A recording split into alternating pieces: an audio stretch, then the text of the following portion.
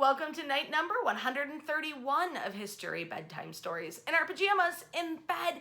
And tonight's episode is brought to you by Buddy's Pizza. Last night we talked about George H. Hammond and briefly about his wife Ellen Hammond, who took over his cause after his death. Well, that cause was the Hammond Building, Michigan and Detroit's very first skyscraper.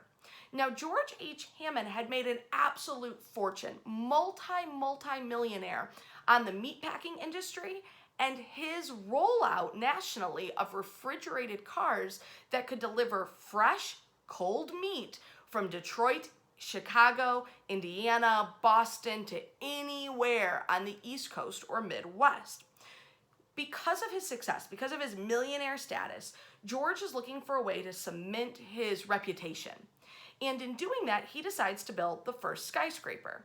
Unfortunately, just as work is getting started, just as he's hired the Chicago-based architect Harry W.J. Edbrook, who, by the way, came in, gave the lowest bid, and was like, I really want to do this job, George H. Hammond passes away at the very young age of 48 in 1886.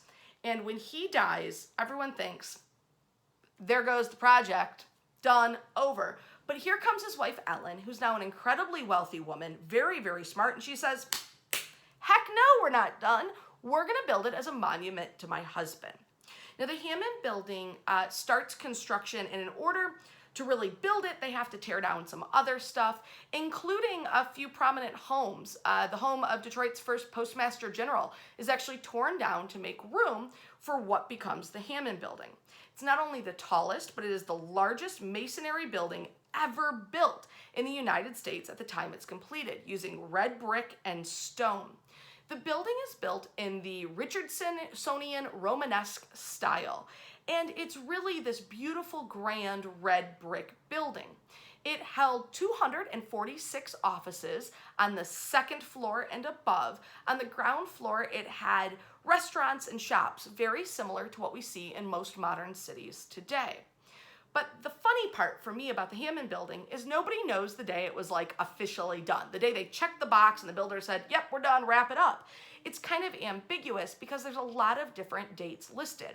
For example, on November 3rd, 1889, the Detroit Free Press wrote, the Hammond Building is rapidly approaching completion. But several months later, on August 31st, 1890, the Detroit Free Press again writes, the Hammond Building is expected to be entirely completed in about a month. Well, 8 months after that, the structure is noted as being finished, but there's still ornamentation and detail being completed by masons on the exterior. So it really sort of takes about a year of finishing to finish the Hammond Building. On the sort of completion of the building, people came from all over Michigan, Ohio, Indiana, Wisconsin, just to stare in amazement, to climb the stairs to the top and look out. Today, a 151-foot tall building is not even something that we would notice. It is, not that tall. It's considered fairly low rise. But at the time, this was a miracle of modern engineering, and people came for the spectacle of seeing the tallest building in Michigan, the first skyscraper in Michigan, and of course in Detroit. But by 1956, the building just wasn't impressing anymore.